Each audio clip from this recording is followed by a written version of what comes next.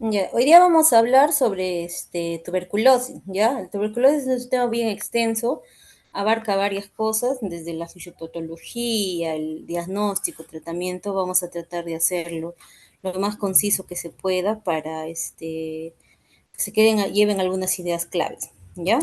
Vamos a empezar, el Mycobacterium tuberculosis, que es el que genera la enfermedad específica de la que vamos a hablar hoy día, pertenece a la familia de los Mycobacteriaceae.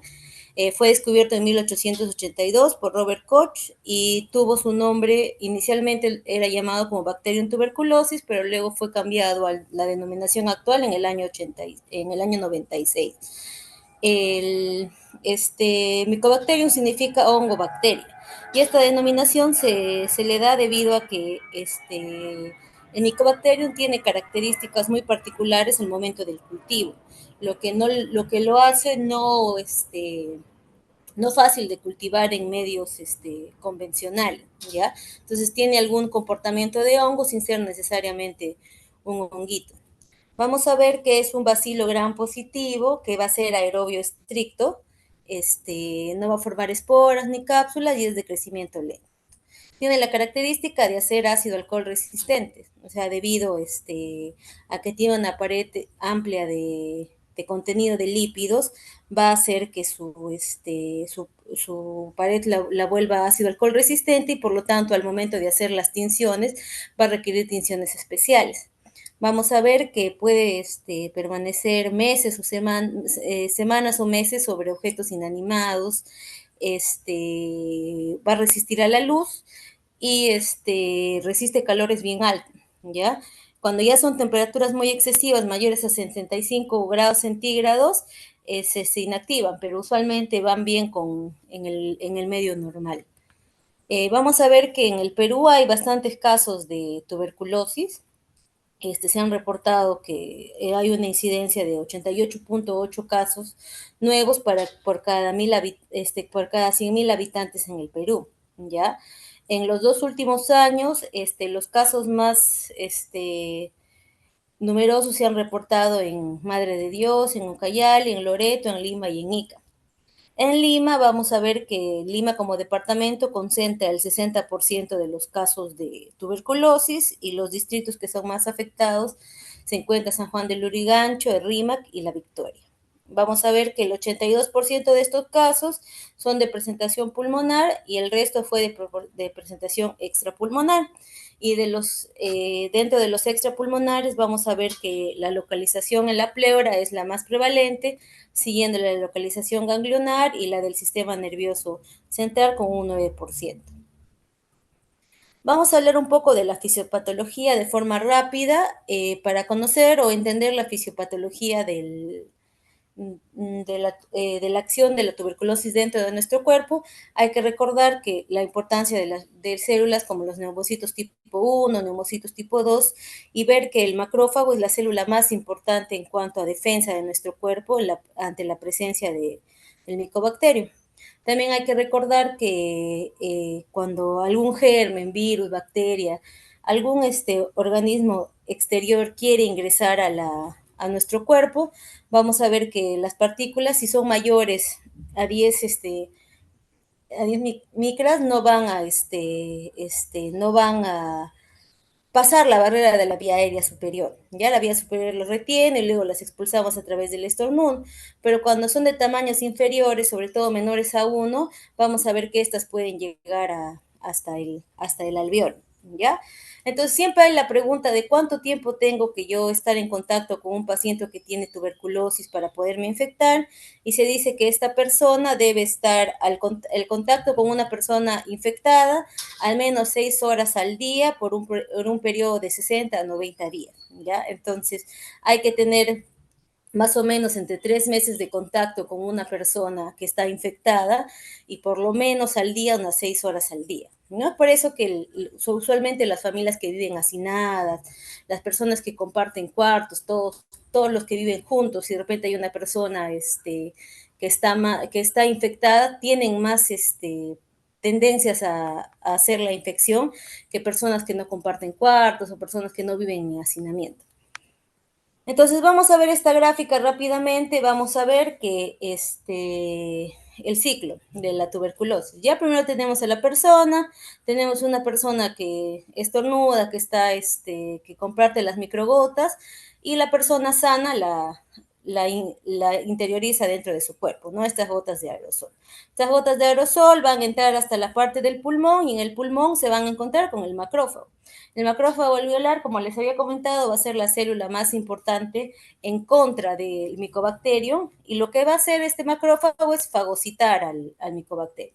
Lo fagocita y en el interior de este microbacterio van a irse replicando el micobacterio. El macrófago va a tener una sobreproducción de micobacterios y lo que va a hacer es que se rompe el macrófago. El macrófago se destruye, estos micobacterios nuevos que se han formado quedan libres, invaden otros microbacterios y se va a generar una respuesta inflamatoria dentro de nuestro pulmón, ¿ya? Invaden otros macrófagos, perdón, y generan una cascada inflamatoria.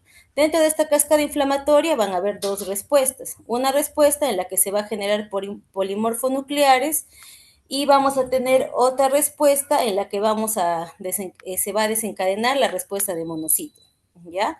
Entonces, aquí esta respuesta tanto de polimorfos nucleares como de monocitos, va a generar que nuestro sistema linfático se active. Y este contenido de micobacterios que van siendo destruidos por el polimorfo nucleares, los monocitos, van a ir siendo drenados por el sistema linfático. Aquí el sistema linfático juega un papel muy importante para descartar la infección dentro de nuestro pulmón. A la vez se va a presentar una respuesta inflamatoria a través de los linfocitos, tanto de los TH1 como de los como el TH17. Vamos a ver que de acuerdo al tipo de respuesta linfocitaria van a haber diferentes formaciones. Primero vamos a ver la que realiza el TH17. Cuando se produce la acción del TH17, lo que se va a hacer es empezar a encapsular estos micobacterios. Van a aparecer las células espumosas. Estas células espumosas o macrófagos espumosos van a encapsular todos los micobacterios y este micobacterio al final va a quedar dentro de una gran cápsula. Y esta gran cápsula lo que va a hacer es volver nuevamente, pasar por la parte de la membrana alveolar, tratar de llegar a los fluidos alveolares y el pulmón lo va a descartar a través del sistema digestivo y una pequeña parte podría quedar activo dentro del pulmón. Y por otro lado, los TH1 lo que van a hacer es tratar de contener a los macrófagos, a los micobacterium, pero esta contención no va a ser tan buena. Entonces el micobacterium va a ir agrandándose, va a ir agrandándose, va a ir agrandándose y va a formar un gran granuloma. ¿Ya? Este granuloma igual. El pulmón lo que va a hacer es llevar todo esto hasta el fluido alveolar lo va a tratar de digerir a través del líquido gástrico para la eliminación y una parte puede quedar en la parte pulmonar. ¿De qué va a depender que una parte quede o no quede activa? Va a depender uno del sistema inmunitario del paciente, ¿no? Vamos a ver en la siguiente diapositiva que solamente un 10% genera la enfermedad en la infección primaria, más el 90% elimina de forma satisfactoria la invasión primaria del micobacterio. Y también va a depender bastante de cómo es el sistema linfático del paciente, ¿no? En ese caso, si el paciente tuviese otras infecciones, otras afectaciones de la parte del sistema linfático, este drenaje no va a ser efectivo y también se podría formar una tuberculosis primaria. Entonces, en conclusión, vamos a ver que el pulmón, a través del macrófago alveolar, a través de los monocitos polimorfonucleares, los TH1, los TH17, va a generar una gran respuesta en nuestro pulmón. Entonces, a la primera infección, usualmente más del 90% de los pacientes no hace una primera infección. Entonces, lo que hace es que se queda latente dentro del cuerpo y posteriormente se podría reactivar y hacer la infección. Solo un 10% a menos genera una tuberculosis primaria, ¿ya? Y ahí vamos a ver que existen otros factores de riesgo como la inmunidad deficiente, como pacientes que tienen VIH o pacientes usuarios de corticoides o pacientes que tienen algún problema inmunitario, son candidatos para hacer tuberculosis primaria. Los niños también, porque su sistema linfático recién está en formación, pacientes obesos o pacientes desnutridos, que van a actuar como factor de riesgo, tanto la obesidad como la desnutrición, van a ser candidatos a pertenecer a este pequeño grupo que es del 10%. Algo que hay que saber también es por qué siempre la tuberculosis se presenta la mayor parte de veces a nivel del lóbulo superior. Lo que hay que recordar es que los lóbulos superiores son lóbulos que están más hiperoxigenados. Al estar más hiperoxigenados y al recordar que los micobacterios son aerobios estrictos, tienen un espacio más favorable para que el micobacterium se replique. Como habíamos comentado, los ambientes proinflamatorios van a actuar como factores de riesgo. ¿Cuáles son los ambientes proinflamatorios? Los pacientes que están obesos, los pacientes usuarios de corticoides, los pacientes desnutridos, los pacientes que tienen diabetes mellitus, y por estudios se reconoce que los pacientes varones tienen un poco más, vienen con un factor de riesgo adherido para hacer tuberculosis. ¿Ya? Vamos a ver también que los pacientes que consumen tabaco, los pacientes que cocinan con leña, los pacientes que trabajan en lugares cerca a gran polución, gran contaminación, van a presentar un déficit del drenaje linfático pulmonar y también actúa como un factor de riesgo para poder desarrollar la enfermedad primaria. Y vamos a recordar que, a diferencia de lo que muchos piensan, que si un paciente ya tuvo tuberculosis va a tener menos posibilidades de hacer tuberculosis nuevamente, es al contrario, ¿no? Si un paciente ya tuvo tuberculosis anteriormente, tiene más probabilidades de volver a hacer tuberculosis.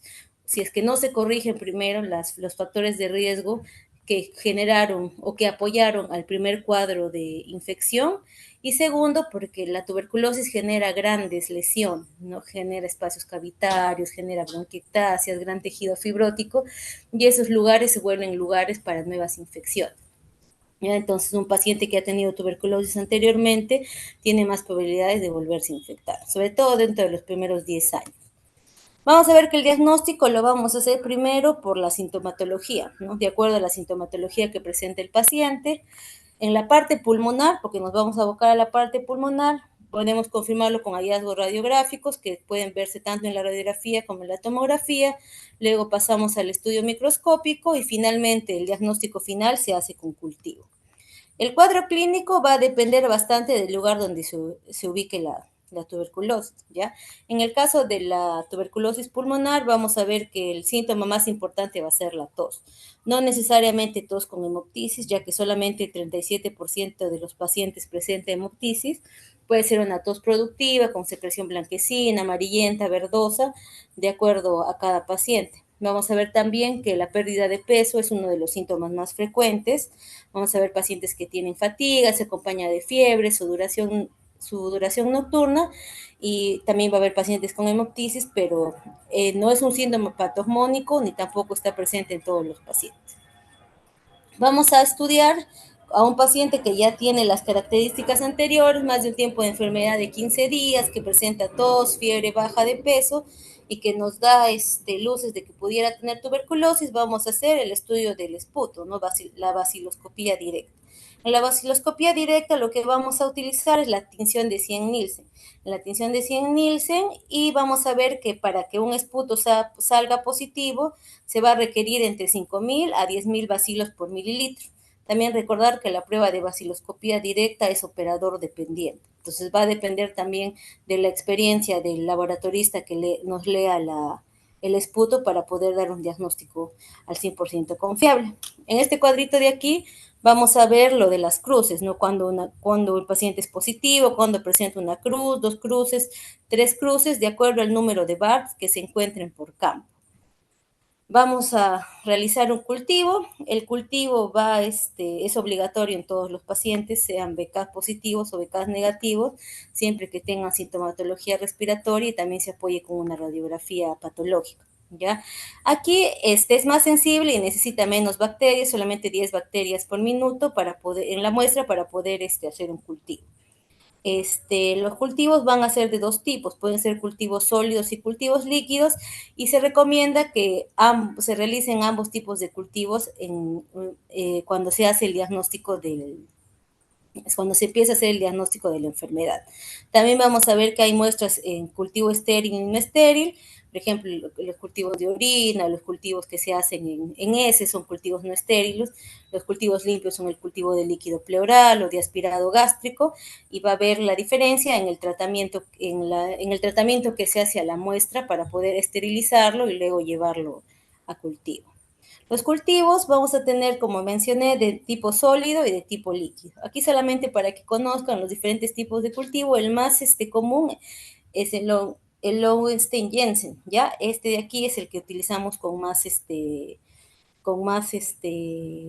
de rutina, y la desventaja de estos medios de cultivo es el tiempo de crecimiento, que es muy lento, ya puede necesitarse hasta 8 semanas para que un cultivo crezca y nos salga positivo. A diferencia de los cultivos líquidos, cuya ventaja es que en 2 a 3 semanas ya se puede hacer la detección de la bacteria, del micobacterio. Vamos a ver que el más conocido es el Bactex, seguro lo han escuchado en algún momento. El 460 TB es el que más utilizamos, y existen otros cultivos líquidos también que se pueden utilizar para que los conozcan. Aquí están en la diapositiva. Vamos a ver ahora que también se deben realizar pruebas de sensibilidad, ¿ya? Entonces yo tengo mi paciente con síntomas, mi paciente con radiología patológica, le hice un BK en esputo, me salió positivo, lo mandé a cultivo para ver, confirmar la positividad de mi prueba de BK, y ahora lo que tenemos que hacer es realizar una prueba de sensibilidad. ¿Qué nos va a indicar la prueba de sensibilidad? Si nuestro Mycobacterium es sensible o no a los medicamentos de primera línea o a cualquier medicamento, porque el estudio de sensibilidad puede ser a los medicamentos de primera línea o puede ser ampliado. ¿Para qué nos sirve o para qué debemos detectar la sensibilidad? Porque la sensibilidad nos va a ayudar a ver si nuestro tratamiento es adecuado, ¿ya? Recordemos que si tenemos un paciente que es resistente a medicamentos como la isoniazida o la rifampicina, y nosotros le damos tratamiento pensando que es sensible a esa medicación, estamos no dando tratamiento. Y ese tiempo que está con medicación errada, puede ser 1 mes, 2 meses, se vuelve un factor de riesgo para que ya no solamente sea resistente a esos fármacos, sino para que se vuelva resistente a otros fármacos. Puede generar mayor resistencia, va a haber menos respuesta al tratamiento, va a haber una mala evolución del paciente, incluso puede llegar a fallecer el paciente por un mal tratamiento. Entonces, es importante las pruebas de sensibilidad para poder ver si nuestro tratamiento es adecuado o no. Vamos a tener que tenemos métodos directos y métodos indirectos para poder ver la sensibilidad. Los directos se usan de muestra de esputo directa. En este caso tenemos el GenExpert, que es el que utilizamos de forma rutinaria, y tenemos los métodos indirectos que se van a realizar en un cultivo ya, en el cultivo que ya hemos pedido anteriormente, en los que hemos visto anteriormente, el cultivo que ya está corriendo, a ese cultivo le realizamos la prueba de sensibilidad. Vamos a tener varios tipos de cultivos. Los más eficientes, digamos, por el tema del tiempo de actuar, tenemos el MOTS, que es esta prueba de aquí, que va a dar sensibilidad a la rifampicina y la isoniazida, y nos puede dar un resultado en 7 días. El Bactet MGIT 960 también nos va a dar el resultado en corto tiempo, tiene una sensibilidad del 100%, y no solamente da sensibilidad, da el informe de sensibilidad a rifampicina y a isoniazida, sino también a piracinamida y etambutol. ¿Cuál es el problema con ambos? Es que es muy caro. Son caros y no están establecidos en todos los centros de salud, ¿ya? Vamos a ver que el GenExpert, que es el que utilizamos usualmente, es una prueba que se va a encargar de la amplificación de ácido nucleico, ¿ya? Este de aquí lo que nos va a dar primero es la confirmación de la enfermedad, porque el resultado se lee como presencia o ausencia de micobacterio, y nos va a dar la resistencia a rifampicina. Recordar que un paciente que es resistente a rifampicina tiene más del 90% de probabilidad de ser resistente a isoniazida. Entonces, cuando tenemos resistencia a rifampicina, vamos a tratarlo como un paciente MDR, que lo vamos a ver más adelante, hasta esperar el resultado de sus otras pruebas de sensibilidad, ¿ya? Se obtienen a partir de una muestra de esputo y se demora menos de 2 horas en procesar. Esta prueba sí la tenemos en casi la mayoría de los hospitales, es es de acceso gratuito y es muy fácil de realizar. La única contraindicación que tenemos es que si el paciente presenta hemoptisis o si su muestra de esputo está contaminado con algún rastro de sangre, no se realiza, no se puede hacer la lectura del examen. Entonces tenemos que esperar que nuestro paciente no presente hemoptisis ni restos sanguinolentos en la muestra de esputo. Vamos a tener también otra prueba que es el genotype. El genotype es una prueba que va a hacer amplificación de la reacción en cadena de la polimerasa y también nos va a ayudar a detectar cuál es la resistencia. Demora menos de entre 3 a 6 horas en procesarse la muestra y esta diferencia del GenExpert lo que nos va a hacer es, detectarnos no solamente la resistencia a rifampicina, sino también la resistencia a isoniazida. Vamos a ver que vamos a utilizar cultivos, o sea, es un método indirecto porque se va a tomar la muestra en los cultivos ya tomados previamente. Y al ser una prueba que lee el PCR, no puede ser una prueba de seguimiento, porque si mi paciente ya se curó y, por ejemplo, en 6 meses de tratamiento, y yo le vuelvo a realizar un genotype y también un GenExpert, la prueba puede seguir saliendo positiva porque lee el PCR y lee la parte de los ácidos nucleicos. Entonces, eso puede seguir presente en el paciente y no necesariamente significa actividad. Entonces, nos sirve para hacer el diagnóstico primario, pero no sirven para hacer seguimiento, ¿ya? Vamos a ver el concepto de tuberculosis latente. En el concepto de tuberculosis latente vamos a tomar dos pruebas que no hemos comentado aún, pero que son muy conocidas. La primera es la prueba de tuberculina. La prueba de tuberculina vamos a utilizar la técnica de Mantux y vamos a generar una induración para poder ver si es que existe o no existe presencia del micobacterio en nuestro cuerpo. Cuando el paciente no tiene ninguna comorbilidad y no es niño, una induración palpable en de más de 10 mililitros en 48 horas va a dar una prueba de tuberculina positiva. Si nuestro paciente es inmunodeprimido, se va a considerar cuando es igual o mayor a 5 mililitros. Y tenemos la prueba de Ligra. La prueba de Ligra lo que va a hacer es la cuantificación del interferón gamma. El interferón gamma también actúa junto con, una vez que se activa el macrófago alveolar, se libera bastante interferón gamma como respuesta al micobacterio. Entonces, si ha habido una respuesta primaria en nuestro cuerpo, el interferón gamma va a estar elevado y la prueba de IGRA va a ser positiva. Entonces, si yo tengo una prueba de tuberculina positiva y tengo una prueba de IGRA positivo, tengo que ver cómo está mi paciente. Si mi paciente no tiene síntomas y mi radiografía está normal, entonces vamos a decir que tenemos una tuberculosis latente. ¿Qué quiere decir latente? Que podría activarse en algún momento, pero que en este momento no está haciendo la tuberculosis, ¿ya? Y es importante porque ciertos grupos van a requerir tratamiento si es que tienen este tipo de tuberculosis, lo vamos a ver más adelante. Ahora, vamos a conversar sobre la tuberculosis primaria, que ya dijimos. Entonces, tenemos el primer grupo, son los que tienen tuberculosis latente, que tienen algún recuerdo de la presencia de Mycobacterium, pero no tienen síntomas ni hacen la enfermedad. Los de la tuberculosis primaria son ese pequeño grupo, el menos del 10%, cuya respuesta inmunitaria no ha sido la más adecuada y han realizado la tuberculosis primaria en la infección primaria. Vamos a ver que la mayoría de los casos son pacientes niños que hacen esta enfermedad. A diferencia de la tuberculosis secundaria, no va a tener predilección por los lóbulos superiores, sino puede presentarse en cualquier parte del pulmón. Y vamos a ver que van a haber 3 tipos de lesiones, ¿no? El granuloma que se calcifica va a formar un tuberculoma. Si el tuberculoma se calcifica, va a formar un foco de Gaume. Si tengo un ganglio calcificado y una lesión de Gaume, voy a tener un complejo de Rank. Ya, estos son las 3 lesiones más importantes en una tuberculosis primaria.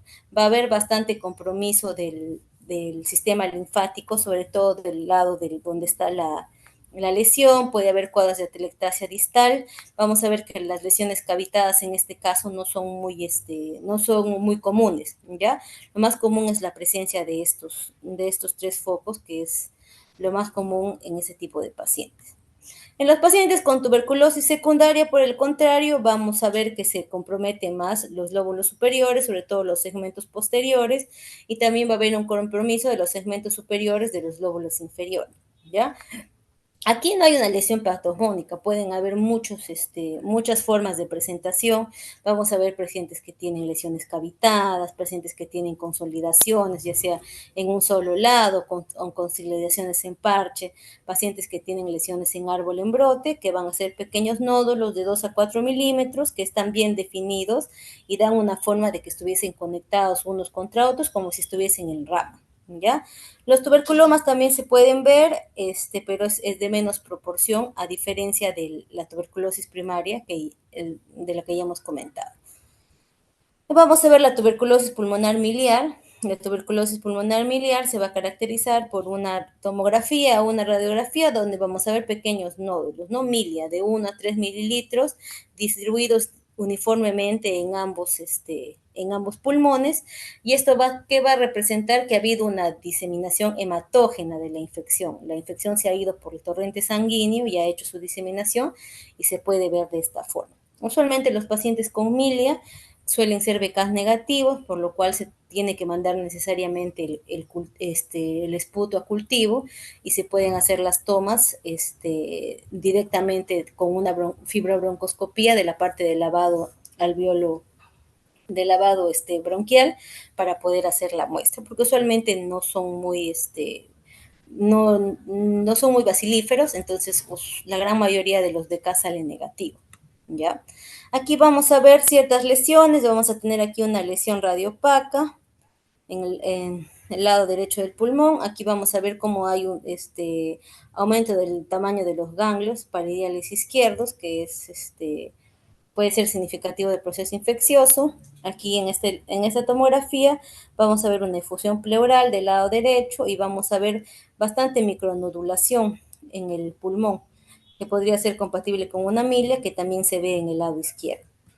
En esta radiografía de aquí, a nivel del lóbulo superior derecho, vamos a ver un gran consolidado que tiene broncograma aéreo, que nos va a hacer alusión a un proceso infeccioso, probablemente una tuberculosis, a descartar otro tipo de neumonía adquirida en la comunidad.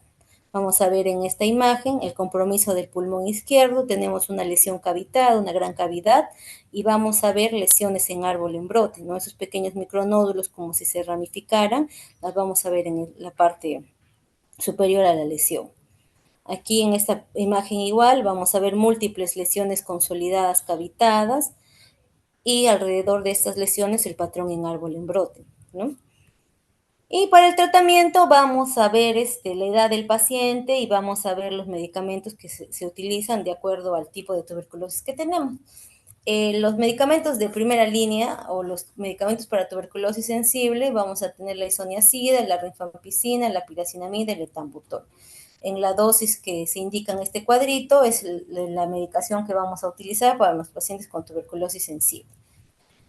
Recordar rápidamente que todos estos medicamentos van a tener cierto tipo de acción, tanto bactericida como bacteriostática. El etambutol es el que tiene acción bacteriostática, el resto de medicamentos tienen acción bactericida y es importante que ambos se complementen para poder tener para que el tratamiento sea efectivo. Hay que tener en cuenta también el tipo de metabolismo, el tipo de excreción. Uno, el metabolismo, para tener en cuenta las correcciones que vamos a hacer si nuestro paciente tiene una enfermedad hepática de fondo, tiene una enfermedad renal de fondo, y la excreción de la misma forma, ¿no? Y sobre todo, tener en cuenta cómo es el metabolismo y la excreción. Si es que llegamos a hacer reacciones adversas a algún tipo de estos medicamentos, ver cuál podría ser la que causa ese tipo de reacción adversa. Eso lo vamos a comentar rápidamente más adelante. Habíamos comentado que cierto grupo de pacientes va a recibir terapia para tuberculosis latente, ¿no? Dentro de este grupo de pacientes vamos a ver a los menores de 5 años que tengan contactos con algún paciente con tuberculosis activa, vamos a ver a los pacientes que tienen VIH, vamos a ver a los pacientes que están privados de la libertad, pacientes que tienen algún proceso que se van a someter a corticoterapia o inmunoterapia por alguna enfermedad de tipo colagenopatía, que van a recibir largas dosis de ese tipo de medicación, pacientes que van a recibir quimioterapia, radioterapia, deben recibir tratamientos para tuberculosis latente. Y la medicación que se va a utilizar puede ser solamente isoniazida durante 6 meses o puede ser un combinado de isoniazida y rifampicina durante 3 meses. También puede ser rifampicina sola durante 4 meses y un combinado de rifampicina y isoniazida, de acuerdo al tipo de esquema que hay en la posta, ¿no? Usualmente suelen recibir isoniazida por 6 meses. Vamos a ver ahora, para los pacientes con tuberculosis activa, el esquema, ¿no? ¿Cómo se ve el esquema de la tuberculosis? El esquema de la tuberculosis se va a escribir de esta forma, ¿no? El número 2, que es el de adelante, va a indicar, en este caso el número 2 y el número 4, los números que van adelante de las letras, indican el número de meses que va a recibir tratamiento el paciente. Luego en letras, al costado, sigue el nombre de los pacientes. Tenemos este slash va a indicar el cambio de fase. Si no lleva ningún número debajo de las letras, quiere decir que el tratamiento es diario. Y si el número que lleva debajo de la letra va a indicar el número de días que recibe el tratamiento. Entonces aquí yo veo que tiene 2 meses de rifampicina, isoniazida, piracinamida, etambutol diario, que después de 2 meses cambia la fase a 4 meses y va a recibir rifampicina y isoniazida 3 veces a la semana. ¿Ya? Vamos a tener para tuberculosis sensible, en este esquema vamos a tener a los pacientes que no tienen VIH. Los que no tienen VIH vamos a tener a los pacientes que tienen tuberculosis pulmonar y a los pacientes que tienen enfermedades del sistema nervioso y enfermedades perdón, vamos a tener el esquema sensible sin infección de VIH. Como habíamos comentado anteriormente, vamos a tener a los pacientes que tienen el tratamiento que tienen vamos a ver este esquema, el esquema es interdiario. Vamos a tener al paciente que va a recibir 50 dosis en el primer mes y 54 dosis en el segundo mes. Este es un paciente que tiene tuberculosis sensible y no tiene VIH. Vamos a ver un paciente que tiene tuberculosis sensible y que tiene VIH. Anteriormente, estos pacientes recibían 2 meses al inicio y 6 meses en la segunda fase. Ahora no, ahora tenemos a los pacientes que van a recibir 2 meses 2 meses en la primera fase y también 4 meses en la segunda fase, igual que un paciente sin VIH.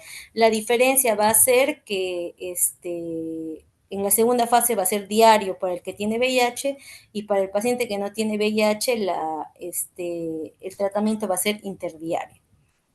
Los pacientes que tienen tuberculosis miliar del sistema nervioso central y tienen tuberculosis osteoarticular tienen un tratamiento diferente. También reciben tratamiento sensible, pero la diferencia es el tiempo. ¿Ya? Van a tener 2 meses de tratamiento con las 4 drogas y cuando es el cambio de fase vamos a tener 10 meses de tratamiento. ¿Ya? Aquí no importa si es VIH o no es VIH, va a importar que sea tuberculosis miliar, va a importar que sea tuberculosis del sistema nervioso central o que sea tuberculosis osteoarticular. Entonces aquí la terapia ya no es 6 meses, sino son 12 meses y sobre todo si es tuberculosis miliar y tuberculosis del sistema nervioso central, se estila a que se utilicen corticoides, ya para ayudar a mejorar la parte de la absorción del medicamento y también las complicaciones que tiene, sobre todo la parte del sistema nervioso central, porque hay una gran inflamación en estos pacientes y el corticoide ayuda bastante a la desinflamación y ayuda a la mejor penetración del medicamento. Vamos a ver entonces, entonces de aquí lo más importante es tuberculosis sensible sin VIH son 6 meses y con VIH también son 6 meses. La diferencia es que con VIH la segunda fase es diaria y sin VIH la segunda fase es interdiaria. Los pacientes que tienen tuberculosis miliar del sistema nervioso central y osteoarticular van a tener tratamiento de 12 meses, con o sin VIH, y van a recibir tratamiento diario en ambas fases, ¿ya? Eh, Ahora, para reconocer cuando un paciente tiene resistencia, hay que conocer estos términos, ya el término multidrogo resistente o tuberculosis MDR, que indica que el paciente es resistente tanto a isoniazida como a rifampicina.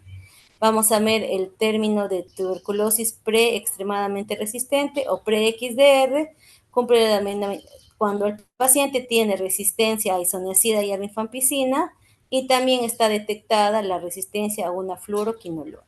Entonces aquí tenemos un paciente pre-XDR.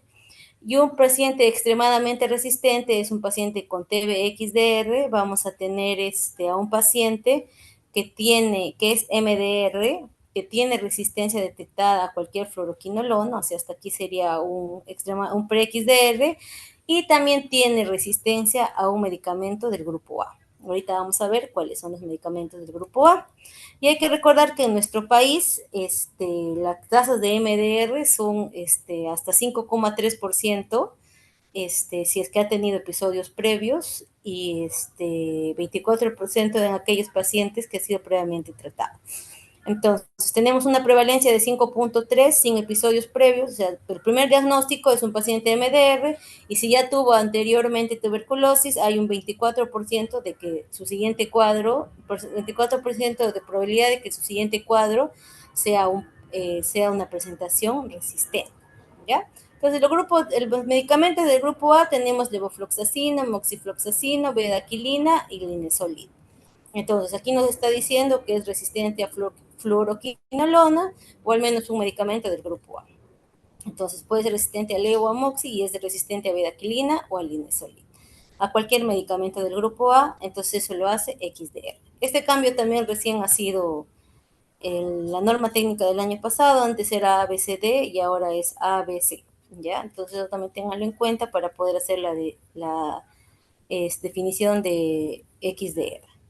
Y en los pacientes que tienen MDR se va a hacer un tratamiento de acuerdo a la resistencia, ¿ya? Los pacientes que son MDR, vamos a ver que pueden tener el esquema oral acortado, el esquema oral prolongado o el esquema con inyectable. Eso va a depender del centro de salud y de la resolución que tenga cada establecimiento. Vamos a ver que se van a utilizar medicamentos como para el esquema oral cortado, bedaquilina, linezolid, clofazimida y levofloxacino. En el esquema oral prolongado, levofloxacino o moxifloxacino, bedaquilina, linezolid, clofazimida, cicloserina, piracinamida. El tiempo de duración del tratamiento en este esquema oral prolongado es de 18 meses. En este acortado es de 9 a 12 meses. ¿Ya? Y tenemos el que tiene inyectables, es el que va a incluir amicacina. ¿Ya? También puede ser de 18 a 24 meses. Como le digo aquí, va a depender bastante de la resolución de cada centro de salud, del tipo de medicamento que tenga y de los antecedentes del paciente. Entonces, de aquí lo que se tienen que llevar es solamente el concepto de las tuberculosis, más no del tratamiento, porque hay un comité especializado, que es el CENER, que es el que te da la autorización para la medicación. Entonces, incluso uno propone el esquema a llegar, pero el CENER es el que lo aprueba, ¿no? Entonces, no hay que romperse mucho la cabeza con esto, porque son tratamientos que el comité da e indica que debe llevar el paciente. Solo para conocimiento, vamos a tener que entre la tuberculosis pre-XDR y XDR, para hacer un tratamiento que sea aceptable, que pueda funcionar, vamos a necesitar incluir 5 fármacos, ¿no? Entonces, de esos 5 fármacos, tratar de agarrar del grupo a todos los que nuestro paciente no sea resistente. Ya, imaginando que se puede coger uno de aquí, del grupo B, tratar de completar con los dos. Si es resistente a uno, tratar de completar con el que no es resistente. Y finalmente, el grupo C se completa hasta 5 medicamentos, si es que no, dependiendo del número que se ha podido tomar del grupo A y del grupo B. Usualmente el tratamiento es de 18 a 24 meses y va a ir bien condicionado a cómo van los cultivos y los becas durante el tratamiento. Vamos a ver que es importante este tema de la resistencia, porque la resistencia ¿por qué se genera la resistencia? No puede ser primero que yo ya me haya contagiado de alguien que haya tenido resistencia y mi cuerpo es o sea, mi primera infección o es por un cuadro de un paciente por el contagio de un paciente que ya es resistente, ¿ya? Pero hay que ver también que la resistencia la podemos generar nosotros como personal médico. Lo podemos generar uno porque no hemos pedido una prueba de sensibilidad y le estamos dando tratamiento sensible a un paciente que es resistente. Vamos a ver que hay mala información al paciente de en qué momento tomar su medicamento, por qué es importante tomar el medicamento. Hay una mala enseñanza al paciente por parte del médico, y el paciente no toma conciencia de su enfermedad. Vamos a ver no hay una buena captación del paciente. Muchas veces los centros de salud no trabajan 12 horas, solamente trabajan 6 horas, y dentro de esas 6 horas solamente dan el tratamiento 3 horas, entonces el paciente no encuentra la facilidad en sus horarios de trabajo, lo que fuera, para ir a tomar su medicación, o no le es factible porque de repente vive lejos o porque tiene otros factores demográficos que van a hacer que no llegue justo a esa hora de administración del medicamento. Eso también genera resistencia. Entonces, como médicos, sobre todo de atención primaria, lo que tenemos que tratar de hacer es tratar de mejorar nuestra parte como sistema sanitario, con captación del paciente, educación, favorecer o facilitar la toma de medicamentos y un seguimiento estricto, sobre todo durante los primeros 2 meses, para evitar la resistencia, ¿ya? Vamos a ver que hay que conocer cuáles son las reacciones adversas de los medicamentos. Vamos a ver que muchos de estos pacientes hacen lesiones, sobre todo de la parte hepática, de la parte renal, como una reacción adversa, lo que se conoce como RAFA, o un RAM a los medicamentos para tuberculosis, ¿ya? Hay que conocer qué medicamentos hacen hepatitis, qué medicamentos hacen falla renal, qué medicamentos pueden hacer otro tipo de lesiones dérmicas y todo esto. Entonces, en esta tablita les dejo para que tengan noción de qué medicamentos hacen cierto tipo de reacciones en el cuerpo. Y eso de ahí se llama RAFA. En la última definición dice que no decirle RAFA, sino decirle como reacción adversa a los medicamentos para la TB, pero RAFA es usualmente como se llama, ya, RAFA, reacción adversa a fármacos antituberculosos. Y la RAFA va a ser de varios tipos, puede ser tanto gastrointestinales, puede haber lesiones de los electrolitos, puede haber lesiones renales, puede haber lesiones dérmicas, y va a ser, pueden ser leves, moderadas o graves, y de acuerdo a su presentación pueden ser tratadas en la posta o tienen que ser derivadas a centros especializados, ¿ya? Entonces, para tener un pequeño backup de eso, vamos a ver que cuando los pacientes hacen lesiones gastrointestinales, que yo tengo un paciente que está con su tratamiento para tuberculosis, tiene náuseas, tiene vómitos, tiene diarrea, lo primero que tengo que hacer cuando tiene presencia de esto es tomarle un perfil hepático. Si mi perfil hepático está alterado, la medicación se suspende y se deriva a un centro de mayor complejidad. Si mi paciente tiene náuseas, de repente dolor de estómago, le tomo un control hepático hoy día, le tomo un control hepático dentro de 48 horas y está normal, probablemente solo sea un tema de gastritis o una dispepsia creada por el medicamento, lo puedo tratar en mi posta, le sigo dando los medicamentos y le doy algún medicamento para mejorar la parte de dolor epigástrico. Con la parte de las lesiones dermatológicas es igual. Si yo tengo un leve prurito, una lesión dérmica que es muy tenue, puedo continuar dándole el medicamento y le puedo dar un corticoide oral o le puedo dar un antihistamínico para mejorar ese pequeño prurito, esa pequeña lesión. Pero si son lesiones muy grandes, hay compromiso, el prurito es extenso, yo le he tomado un examen de laboratorio a mi paciente, hay leucocitosis, hay aumento de los eosinófilos, hay aumento de la inmunoglobulina E, tengo que cortar el tratamiento y derivarlo a un centro de mayor complejidad. Las reacciones dermatológicas son las menos comunes, pero son las que pueden progresar rápidamente a lesiones graves. Pueden hacer síndrome de Steven-Johnson, pueden hacer síndrome de Dress y pueden morir los pacientes. Es un grupo muy pequeño, pero cuando se da, casi la mayoría de las reacciones térmicas que llegan a ser graves, la mayoría de los pacientes fallecen. A diferencia de las lesiones hepáticas, en las que al cortar el tratamiento, el hígado calma y empieza a haber una disminución. los que se detonan de forma rápida también son los renales, ¿no? Entonces yo tengo un paciente al que le doy tratamiento y empieza a ver fiebre, empieza a ver dolor abdominal, empieza a ver disminución de la cantidad de orina, hay que también dosar el perfil hepático, la urea y la creatinina para ver que no haya hecho una falla renal a través, a raíz de los medicamentos. Y en ese caso, al mínimo cambio de urea, al mínimo cambio de creatinina, se suspende el medicamento y se envía a un centro de mayor complejidad. Entonces, las RAFas son importantes que ustedes las puedan reconocer en el estadio leve para que puedan hacer una derivación oportuna para mejorar, estabilizar al paciente e iniciar el tratamiento, ¿no? ¿Y cómo iniciamos el tratamiento? El tratamiento va a depender bastante de cómo esté el paciente y lo que nosotros hacemos es, uno, hacer reto. ¿No? ¿Qué significa hacer reto? Yo tengo a mi paciente que ha hecho una RAF hepática, ¿ya? Entonces, mi droga que más me podría hacer RAF hepática es la pirazinamida. Y cojo mi medicamento que me podría hacer menos RAF hepática, que sería el etambutol. Entonces, inicio con la que es menos dañina, que es la menos probable que me genere el daño hepático y empiezo haciéndole retos. ¿Qué quiere decir retos? Que lo divido entre la dosis que le corresponde al paciente, la divido en tres dosis y le doy una dosis diaria. Una dosis pequeña, una dosis media, una dosis alta. Si en 3 días ha mejorado, si en 3 días no ha habido cambio en el perfil hepático, no ha presentado síntomas, inicio con mi siguiente droga. Yo podría ser isoniazida, por ejemplo. También lo parto la dosis que le toca la parto en 3 partes, se lo doy 3 días, hago mi control hepático y si todo está bien, le doy la siguiente droga. ¿Qué pasa si le doy isoniazida y en el primer día empieza el dolor de estómago, tiene náuseas, le tomo un examen de perfil hepático y está nuevamente incrementado? Quiere decir que la isoniazida es el medicamento que le ha generado la RAF hepática y por lo tanto ya no puede formar parte de mi esquema de tratamiento y lo tengo que retirar y cambiarlo por otro. Eso de ahí se llama reto, ¿ya?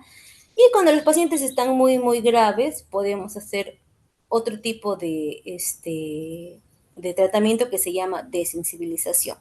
En la desensibilización cogemos dosis muy, muy chiquitas, 0.005 miligramos, muy, muy pequeñas, y lo damos cada media hora, 9:30, 10, 10:30, 11, 12, y vamos haciendo la desensibilización a ver si nuestro paciente tiene alguna reacción adversa. Si ese día le hago la desensibilización de tambutol y está correcto, al día siguiente le doy la dosis entera y empiezo a desensibilizar con isoniazida. ¿Qué va a pasar? Que cuando es desensibilización, al mínimo contacto, y si ese es el fármaco que le ha generado la reacción adversa, a la mínima dosis ya van a empezar los síntomas. Entonces, de repente 0.5 miligramos de isoniazida que le doy al paciente, como es tan fuerte la reacción que hace a su cuerpo, lo que va a hacer el paciente es empezar a tener molestias gástricas, va a empezar a tener náuseas, vamos a pedir el perfil hepático y va a haber una alteración. Entonces, entonces no se puede continuar con este medicamento y se retira del esquema.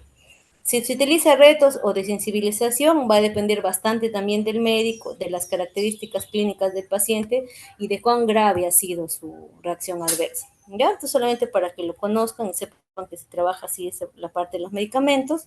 Y finalmente, cuando ya tenemos el tratamiento todo, hay que tener los resultados, ¿no? Entonces vamos a ver que es un paciente curado. Un paciente curado va a ser cuando el paciente presenta al inicio del tratamiento confirmación bacteriológica y al concluir el tratamiento cuenta con un cultivo negativo el último mes de tratamiento.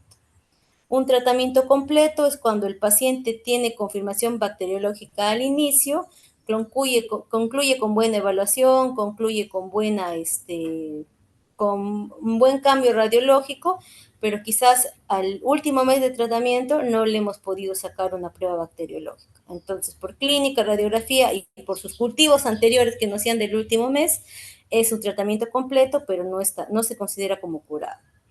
El éxito del tratamiento es la suma de los dos, o sea, quiere decir que quiero un paciente que tenga su confirmación bacteriológica del primer mes y del último mes, que tenga síntomas, que ya no tenga síntomas, que haya subido de peso, que tenga mejora radiológica, es éxito del tratamiento.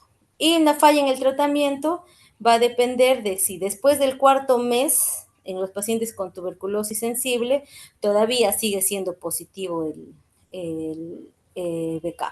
Entonces, yo tengo mi paciente, ya está en la segunda fase, mi segunda fase me sigue dando positivo, digo a nosotros, como sigue siendo positivo, le voy a ampliar la primera fase. Le amplío 2 meses más y sigue siendo positivo el cuarto mes, entonces esto es una falla de tratamiento. ¿Por qué es la falla en el tratamiento? Hay que buscar. Uno, si el paciente cumplió todas sus tomas, si va a hacer, si es adecuada la visualización de las tomas. Lo segundo es buscar resistencia, ¿no? ¿Por qué no hay negativización del BK? Porque probablemente haya una resistencia. Ahora, la resistencia puede ser de inicio del tratamiento o puede ser que el paciente durante su tratamiento se haya se haya coinfectado con un micobacterium que sea resistente. Entonces tenemos que buscar resistencia a ese paciente y tenemos que ver si no tiene otras enfermedades que puedan aminorar el tratamiento. Por ejemplo, de repente es un paciente con VIH y no lo sabemos, o de repente tenemos un paciente con inmunosupresión y no sabemos, y tiene factores de riesgo que puedan hacer que no se esté respondiendo de forma adecuada al tratamiento. Entonces, en la falla hay que buscar los factores de riesgo, ¿ya? Y bueno, eso sería todo con respecto al tema de tuberculosis. No sé si tienen alguna duda, alguna consulta.